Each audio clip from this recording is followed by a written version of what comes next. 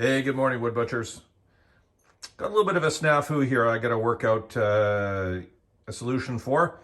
When I designed the shop and built it up, we got 240-volt circuits all along this wall. And those are for the bigger tools that I knew I was going to have. I didn't know I was going to be using the IVac system really as much, so kind of just had it so that each tool would plug in and then I would use it as I did. Now I have an issue where I have two tools right close together, my big 8-inch joiner and my giant 108-inch sander. They're never used at the same time. And they're both running off of a bit of a extension cord, and I just swap between the two of them.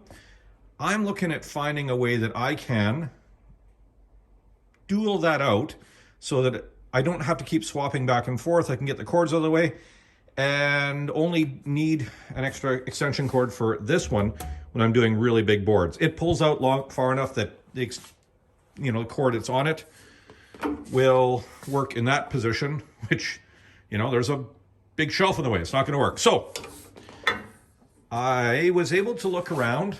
Now, locally, the only thing we have are, for 240 20 amp circuits, are these things. And that's great, but we can't plug more than one tool in. So the way I've gotten around that is in certain areas, I've got one up high. Oh, don't have one down low. So I can't run the whole circuit on that. And again, with the IVac system, that wouldn't work. So somehow I need to plug something into here that both tools could plug into and then would operate that. The other thing is that circuit, again, only one tool at a time, will also run, it's buried in here somewhere, my thickness planer. So we got three tools, one permanently plugged in, one on an extension cord, or two on an extension cord. So how am I going to figure that out? I got a few bits and pieces. Let me get it all together and I'll show you what my plans are. I'm pretty sure it doesn't meet a ton of electrical codes, and I'm going to suggest you do not do this at home. This is just what I'm doing as a little bit of a fix right now to kind of see if I can get it working for what I need. Anyways, give me a few minutes. I'll put everything together and I'll show you what's up. Okay, so what I've come up with is on Amazon, I was able to get one of these dual 20 amp 240 volt plugs, which will work really well. From my old IVac contactor or switch, this is what I was able to harvest off the end of it. It's rated to 20 amps, or the switch was rated to 20 amps. It is only 14 gauge stranded, so I'm limited to basically 15 amps or less, using a bit of, safety factor. I don't think you'd want to go much over 12 amps. The challenge is that although my joiner and my sander are 12 amps, the thickness planer is 15 amps. So I may need to find another solution for that. Although the switch it runs through 14 gauge wire, if I was going to use that type of thing. So, I'll be close. It's going to be very short runs. So I'm thinking I'm going to be fairly good on this. The, just standard wire snippers. I'm going to use I like these for holding wires into solid electrical boxes. I'm going to wire it up. I'm not going to do stranded wire directly onto this. I'm going to connect with solid wire and pigtail it into the stranded wire using some barrettes and go from there. It's all going to be mounted on a 1/2-inch piece of wood that I can mount wherever I need it to be. And that way it's all removable. Couple screws, it's off the wall. If there's an issue with it, unplug it, done, throw it out.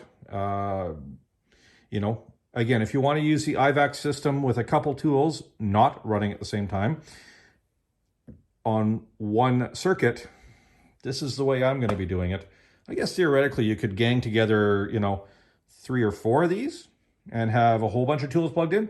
But again, as soon as you start up more than one tool, you're way over the limit, and that's not a good thing. So this is big safety thing. Don't do what I'm doing. I'm just showing how I'm trying to approach this. If you're not an electrician, if you're not, savvy, if you're just going to give this a shot, not a good idea. I've done things like this in the past. It's all worked out good. I'm taking a risk. I accept that risk. You should not do what I'm doing.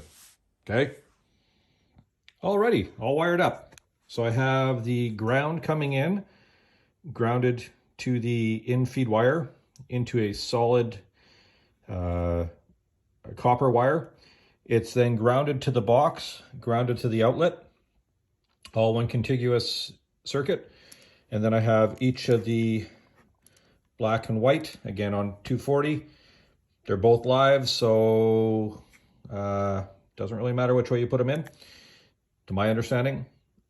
One electrician I had a lot of work with and did some stuff with always taped the sort of poles of each of the terminals there.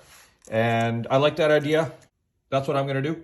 I'm going to tuck it all in, all nice and tight, get a faceplate. I'm sure I got one hanging around for it, and get it in place and see how it works. All right, let me button her up for you. Alrighty, all wired in. It's not pretty, but it works. And I tested everything.